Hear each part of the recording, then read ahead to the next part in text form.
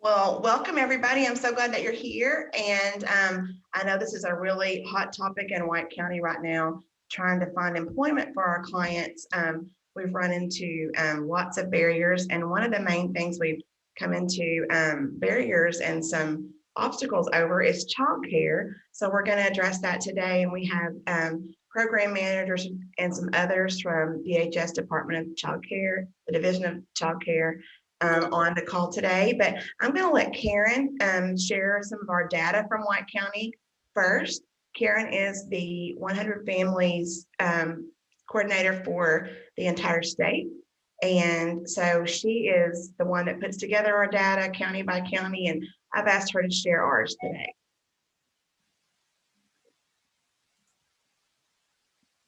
White County continues to be the place where there's a lot of active 100 Families clients, and so in fact the highest number in the state always is White County, and we're just really proud of that and proud of y'all for getting a lot of families enrolled there at the Resource Center. There were 21 new families during April. That's a lot. That's really good. 21 new families, and the active number of families is 244, with over 500 children in those families. And to date, they have served 384 clients. So, and they just, launched just last year, I believe in October. And so they are just really, you guys are just really making a big impact in the community. And these are kind of some stats on who is case managing these families. And just to remind you that, we want other organizations to case manage alongside us. And so if you are interested, just let Dana know. She will definitely bring you the training and the resources in order to provide this kind of case management that has where the community case manages together. So the primary provider you can see is primarily Restore Hope staff there at the Resource Center. And then there's Daughters of the Other Side, some other rehabs, and ASUBB that's been involved. Child welfare case type. So the majority have been non-DCFS cases, which is great because we love to prevent child welfare cases. We love to go way upstream and help families when they're struggling. And that's what White County is doing a lot of. The referral type, you can see that most of them do come from court. Some of them come from Arkansas Community Corrections. And then the third highest is DCFS. So this is always kind of complicated to show. So you'll see on the far left, red, bright red means crisis. So when I see bright red now, I think of crisis.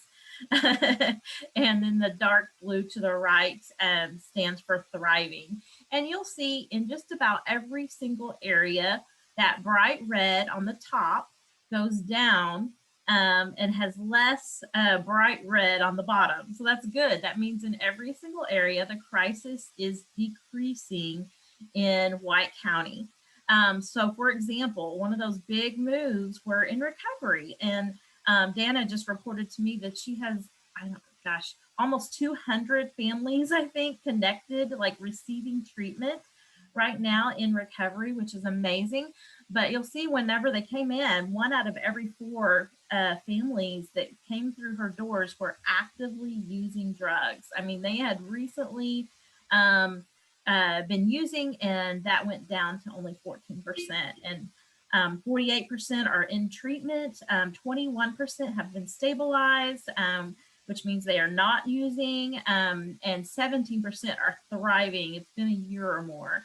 So that just continues to be a big area of improvement. You can see the food crisis go down from 25% to 14%, and the stability go up, which means that families are able to have sufficient amount of food, things like that. And every single one of these items have definitions that define, for everyone using the system, who meets those definitions. And so across the board, no matter who's putting in a client, it should be the same. And so it's kind of, that's our collective impact model, is that we are able to analyze this data across different organizations. And we'd love for you to be involved. And housing, you can see there's also been families that moved out of homelessness. So that's just kind of a quick snapshot of what is going on there in White County. And so much goes into these numbers, as you probably know. It's a lot of work to get someone there somewhere moving forward. But let me just tell you a little bit about employment. So as Dana said, she continues to struggle to get people employed. And so we went from 11% to 19% had a full-time job. But the reason for that has been childcare. And if you call and can't get, a place to place your child, then obviously you can't work. So that, I think this topic is very timely, and I'm going to just turn it back over to Dana. Okay, super. Yes. Hey guys, I can hear somebody answering a phone call there. Let's see. I want to introduce all of our panelists today and let them tell you what it is that they do. And then we'll get started with the questions. If you have questions, please get those ready, and you can put those in the chat and we'll answer those, or at the end, or as we go along. So Brandy Ishman. Morning, everyone. My name is Brandy Ishman, and I work for the Division of Childcare and Early Childhood Education. I am one of the program managers for the Family Support Unit. Great. And then Rachel Machin. I think you're muted, Rachel. Can you hear me now? Yes. Okay, perfect. My name is Rachel Machin. I'm with the Division of Childcare and Early Childhood Education. I am a project manager with the Family Support Unit. Great. And then Dawn Jeffrey. I'm Dawn Jeffrey, and I am the program manager for Better Beginnings for the Quality Initiative. Super. And then Thomas Shepard. Yes, I'm the assistant director here at the Division of Child Care, and I'm over the CCDF funding Child Care Development Block Grant. Great. Thank you for joining us. And then Dawn, you had mentioned Ashlyn. Is she on? No, and she may come in later. So if you guys can watch the waiting room, she may be able to come in a little bit later. Great. Karen will do that for us. So thank you so much for taking time. I know we put this panel off for a month, hoping we could all be in person, but this is going to work out great for us to be like this today and just kind of address these issues. So you saw our data in White County. There's a shortage of workers all over the state. We're also seeing a crisis in White County, particularly with foster parents not being able to find childcare for the children in their care. And so they're having to turn down placement opportunities in White County because the foster parents cannot find placement. So that's been a concern here as well in White County. The number one thing we hear about time after time from the employer and from our clients, our families that are in crisis, is a childcare crisis. And at first I was overwhelmed by that. I could not imagine what was going on, but then we just started seeing more and more of it, and we started to kind of dig into that. And you guys in Little Rock have helped us navigate some of that, and we just wanted to bring the knowledge that we've gained from you guys to the community. I want to start out with the biggest problem that we're seeing right now, and there's not enough childcare openings available. I'd asked you guys to pull some numbers. I don't know if you were able to do that, about the number of facilities and spots that would be available in White County. Were you able to pull any of that? So we do have 41 different facilities in White County with a capacity of 3,713. Okay. Of that, 19 of those facilities are voucher participant with a capacity of 2,073. So Okay. the question that I do have when we're talking about the overall picture, I've got to break it down for myself a little bit closer down. So do you have the exact number of clients who have said they could not find childcare and the exact number of children we're talking about? We don't. That's something that I could have pulled probably earlier. Karen, do you have any idea on that at all? She's my data person. Just give me about 5 minutes and I'll find it. She can pull Just a that. second. So Thomas, I have even more data than that. So when all this became about such a crisis for children in foster care, I contacted myself all of the level 2 and level 3 in White County. And then I contacted the level 1 by their compliance. What from the data, and I sent all this to Lacey here about a month ago. What the biggest hurdle in White County is, I don't think it's lack of facility and it's lack of openings, it's lack of before and after care. That is your problem, because we have 21 level 2 and 3 sites, but out of that 21, and almost every single one of them had an opening. The problem is they don't do before and after care. So their Head Starts, their ABCs, their school programs. So what happens, because I talked to every single one of them, what happens is, this is Don Jeffrey's opinion, they call and they say, I have a child, do you have any openings? I work 8 to 5.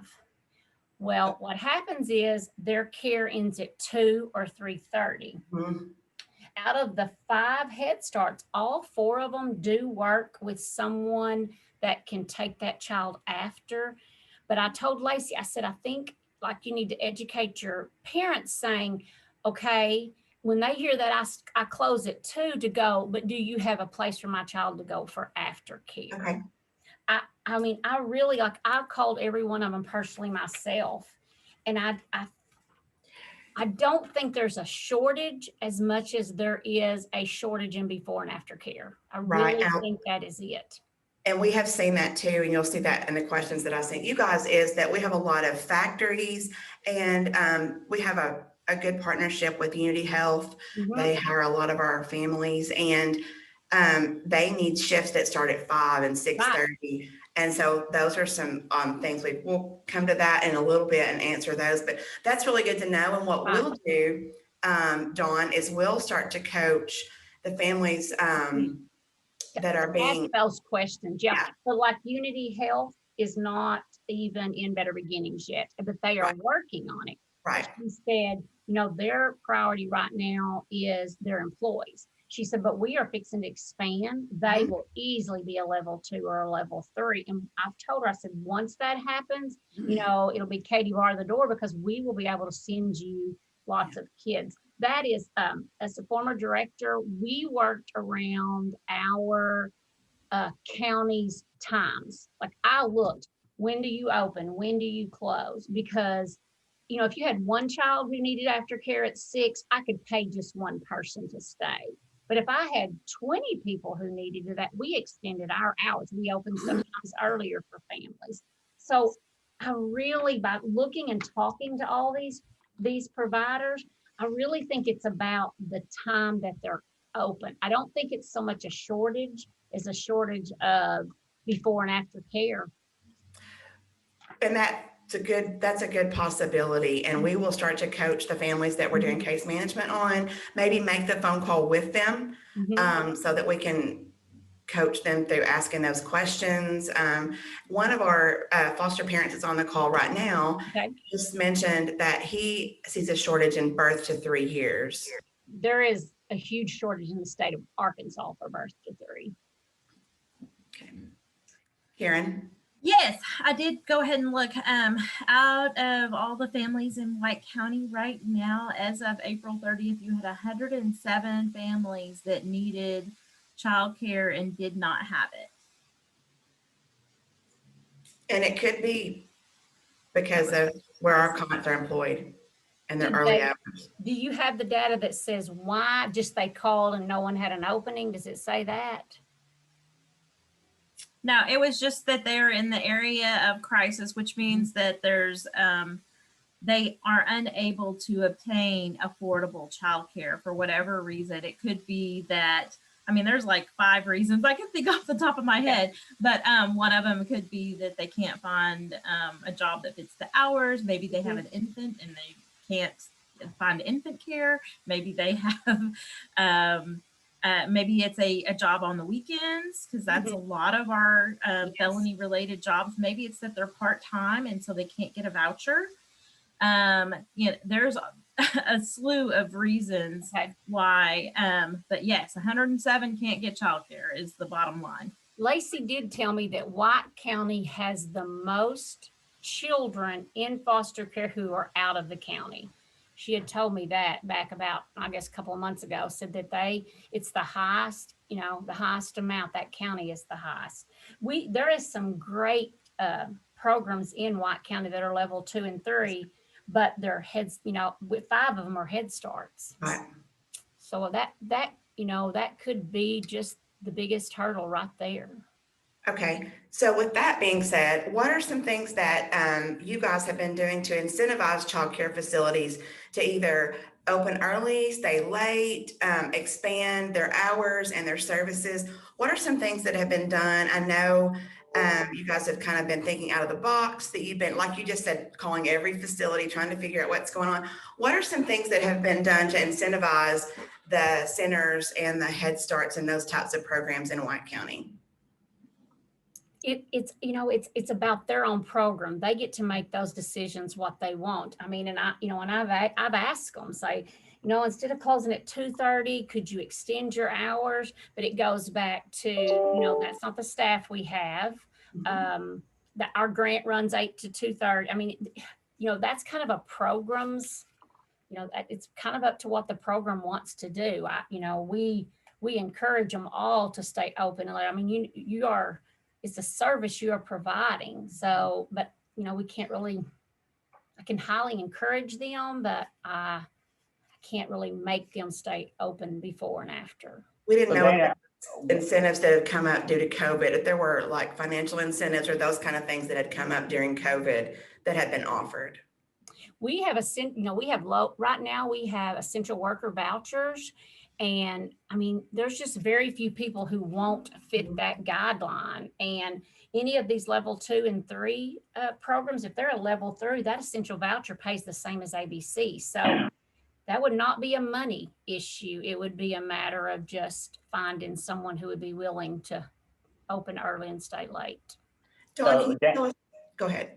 And with that question, what I think that we would need to see to be able to even assist in any way is more of a breakdown of what type of child care that you are missing from the 107 families, and have the right questions been asked? And are we looking for Saturday care? Are we looking for like before and after care?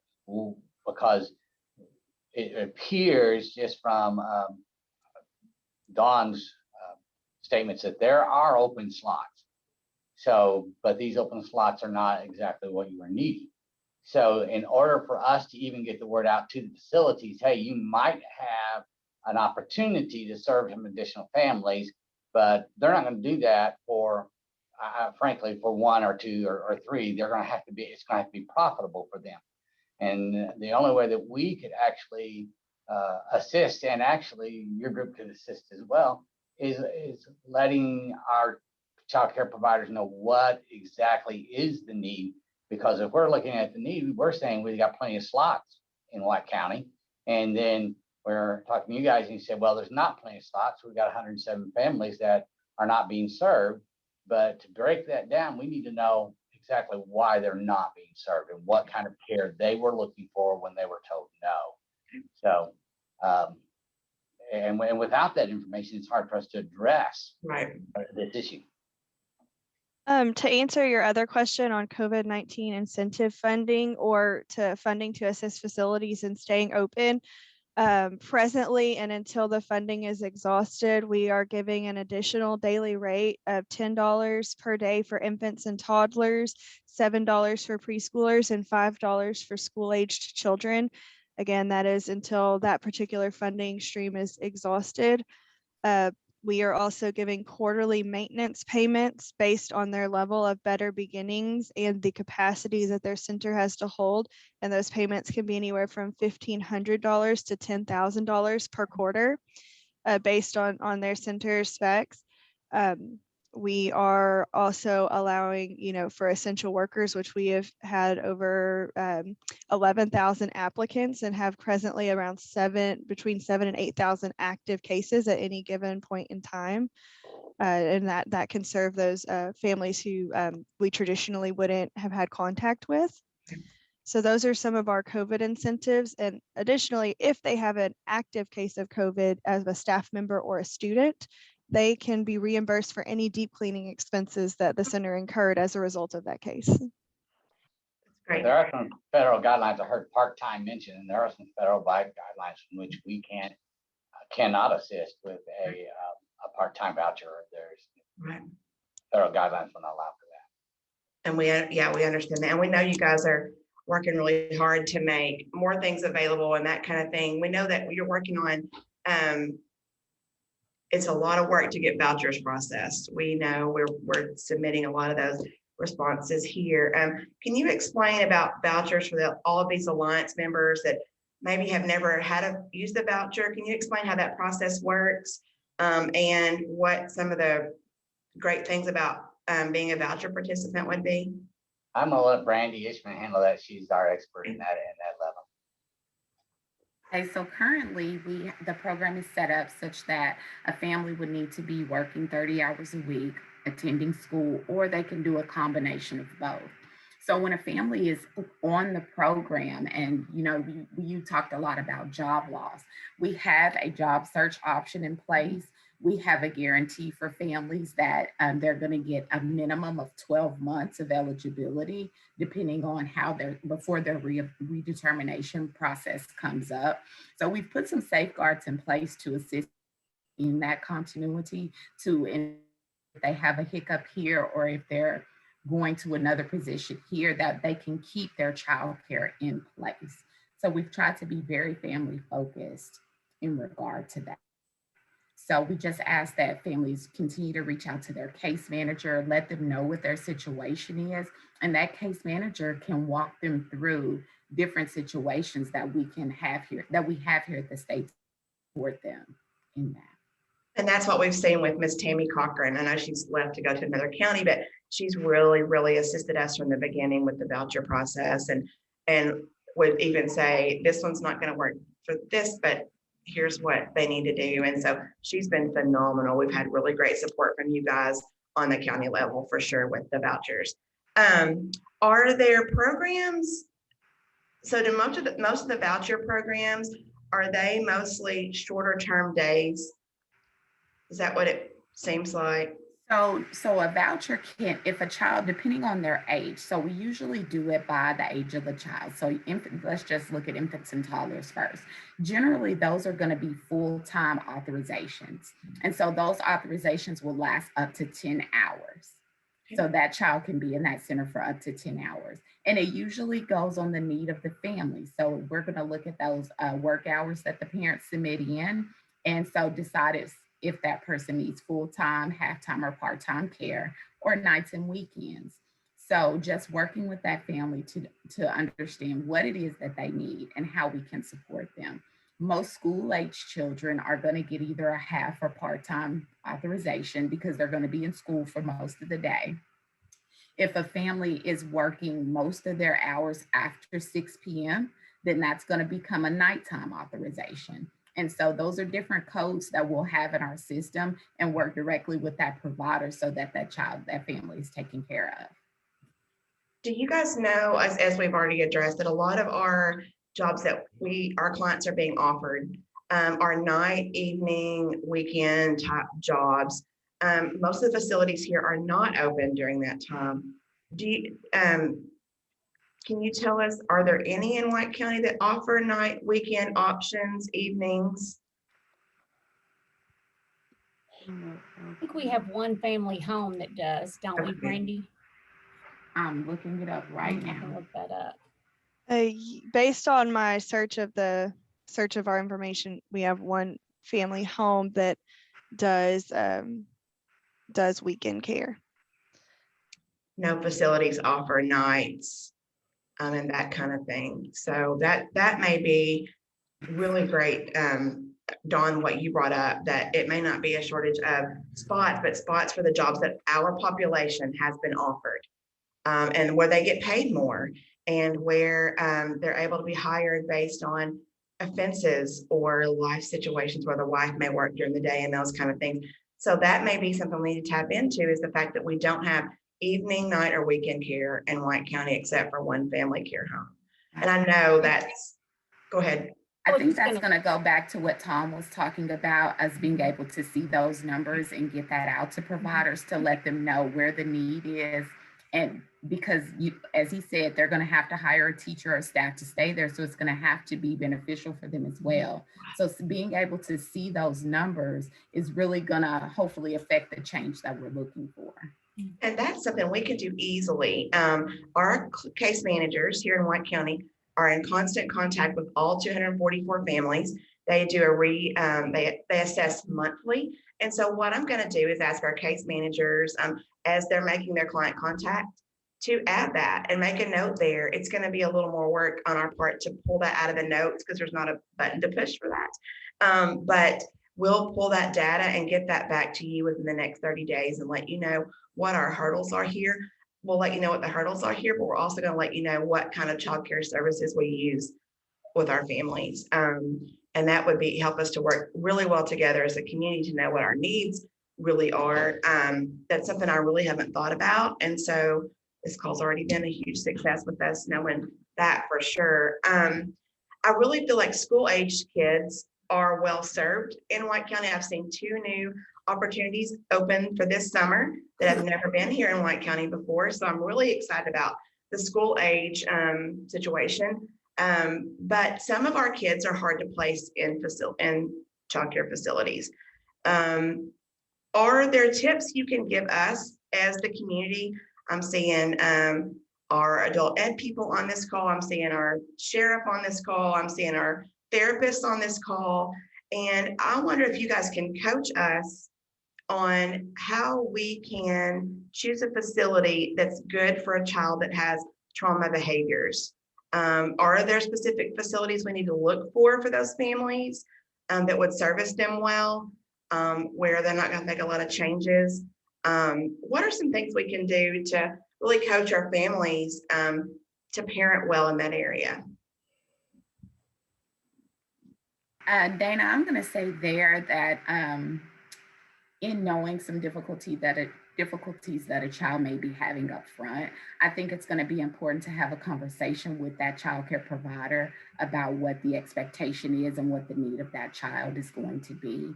If that is a child that is on the voucher program, we also have a service called Behavior Help. If there are teachers who are in need of training to be able to support that child the way that they need to, we can do that as well.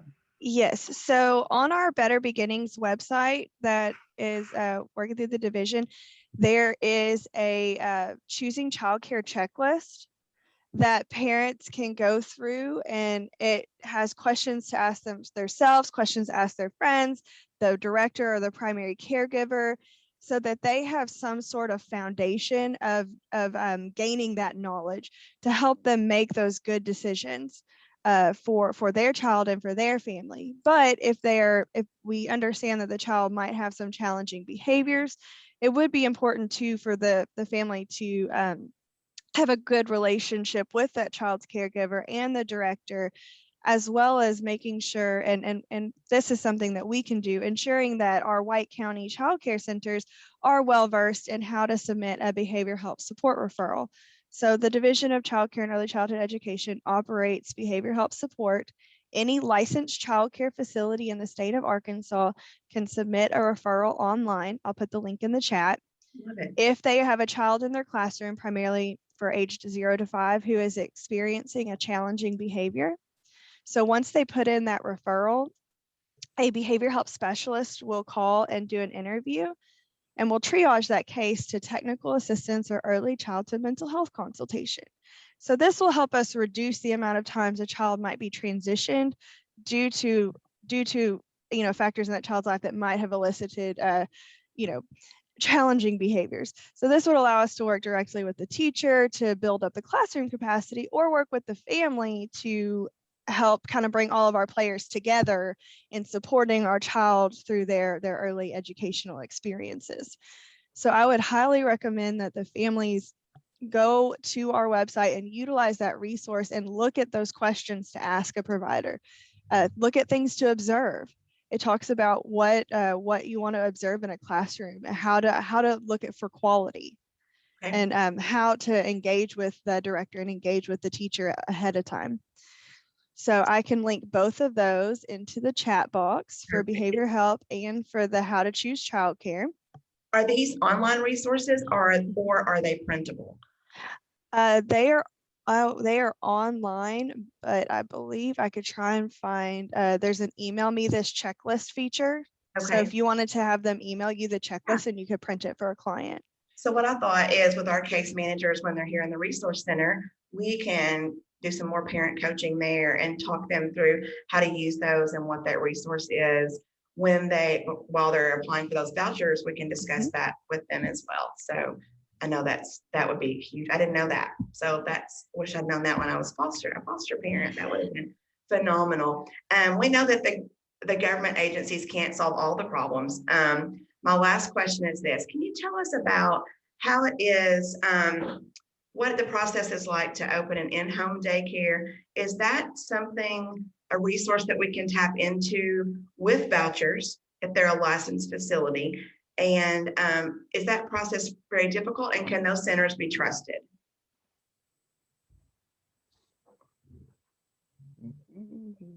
I think Dawn would probably be the best person to answer that question. We're always doing it to Dawn. I'm waiting. Do I jump in? Do I not? We actually have a coalition right now, a lady who is helping family home, because we know we have a shortage in family home. So I can get with you and give you all of her information. What we are asking now is that when someone, it's not that hard. It really is not that hard. It's just a process. But once a family home or any program opens, we ask that they be open 6 months before we grant them level 1 Better Beginnings. You have to be level 2 to accept vouchers. Just because we need some data to show visits, deficiencies, like we need some good data to be able to say, yes, this program is doing. We're not just going to open them and start sending children on our behalf. But I can get with you, Dana, and give you Elizabeth Scudder's number. She is working diligently through the state to get family homes, because we know we have a shortage in that. And that might be an option for our night, weekend employed across the whole state of Arkansas. We do not have a lot of night and weekends. And we understand that. The shortage of childcare workers, I'm sure, is affecting everyone greatly. And so to find someone that's going to do childcare in the evening and weekends would be even harder. And so we understand that. And we want, if we're a part of it, we want them to go. It's like I told Lacey when we talked about foster care. We want these children to be in the best places. We want them to be in high quality. So that makes a difference too. And we can, if you can give us that 107 families and tell us what their hurdle is, I think we can help you. We're going to do that. That's something we can easily do. Like I said, we contact every family constantly, and then every month we do an assessment again. The data that you saw at the beginning in 14 areas we reevaluate, and childcare is one of those that we reevaluate monthly to see if they're stabilizing or if they're still in crisis. And so that's something we've really been able to really see success with. So I'm going to make that a priority in White County to get the specific issues to you guys. You guys have gone out of your way to help us here. Do you mind if I take some questions? Not all, but one of the same things I want to mention, Dana, is looking at your group. You've got a pretty powerful local group right there.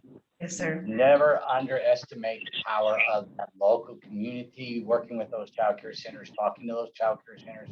Because it's one thing for us as the state to come in and say, we have this need, can you help us? But when you got, your local sheriffs, educators on a local level that are saying that to those child cares, I just have to tell you, they have a more powerful voice on that local level than we do as a state coming in and saying, you've got to provide this or we need this. So it might be beneficial for you to even contact the child care centers yourself and say, this is the need we have, and this is why we have this need, because then you're talking about families and local people interacting to help on local needs. Absolutely. And that's what 100 Families does. We work together with the community to support and advocate for these families that are in crisis and don't really know how to navigate these programs and systems. And so when I start pulling this data for you guys, and I have the specific numbers and the reasons why, that's something that I can go from place to place.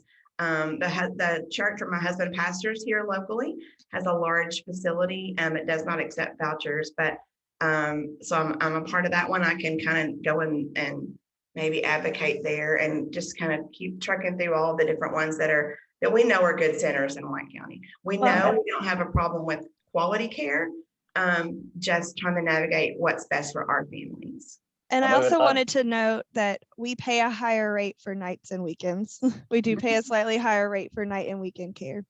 So I would like to hope our providers know that. Well, I know that our Unity Health liaison that works with 100 Families is on this call. Miss Ramona is here, and they are building a new child care facility. So I'm hoping that she's kind of heard what is being said here, and that Unity here's what we need, and that they can be something, a place that we can go to get those slots filled for sure. So does anybody have questions? Offline, Dana, I'd like to speak with you and your husband about why your facility doesn't take vouchers and how we can get them involved. I would sure do that. Yeah. If you and I had a conversation, they might do that. It's a really nice facility at the west end of Searcy. So I would love to get them involved in the voucher program. So I'm a Searcy High School graduate too. Oh, you are?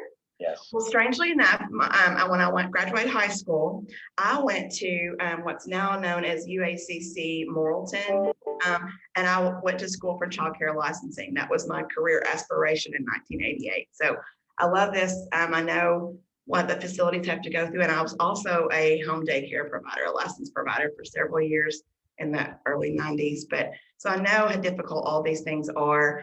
I just know that if we work together as a community, we can get these needs filled for our families. So does anybody have questions or things they want to say about what they heard today?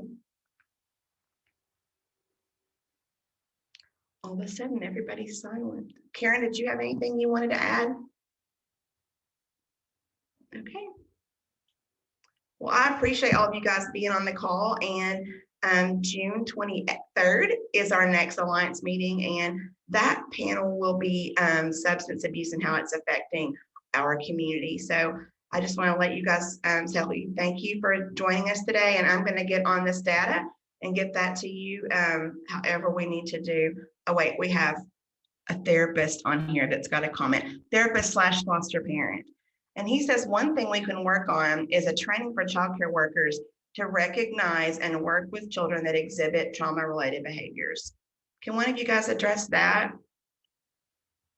You mentioned the program through the behavioral health program. Are all of those employees trained in trauma behaviors? So we do have some online resources available for our providers, and particularly on trauma-informed care. We have some webinars through Naptime Academy. I'll put the link in the chat. And we are talking in the future about possibly building some of our SEL capacity, looking at some more resources for providers on that, as far as some online trainings and webinars. But I would highly recommend that any staff member in a licensed childcare facility utilize the free resource that is Naptime Academy, so they can log in and they have access to modules on all sorts of different things, from prevention of suspension and expulsion, trauma-informed care.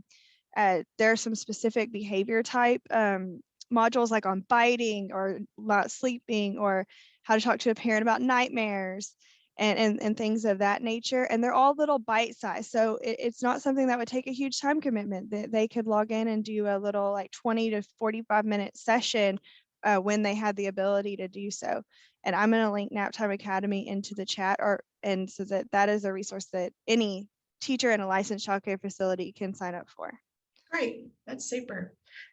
Somebody else commented that they don't believe that any of the churches in the area accept vouchers. Is that something you see pretty common? That churches don't accept vouchers? Little Saints does not at St. Paul. We also do not accept the vouchers. And I am not familiar with all of the reasons behind that. We'll be happy to look into that and see what we can do to solve that. So I just took over the voucher program about 3 weeks ago. Okay. And so I'll be getting into those type of issues as well. Well, that center is right next to my church center. So when maybe you could come and visit with both of those facilities and figure out what maybe some of the reasons why that they don't want to accept that. Okay. Anybody else have any questions? Thank you guys so much for your time and the work you put into this before we arrived. And I'm going to promise you that I'll get you the data you need and we'll move forward with everything here in White County. So thank you so much, everybody.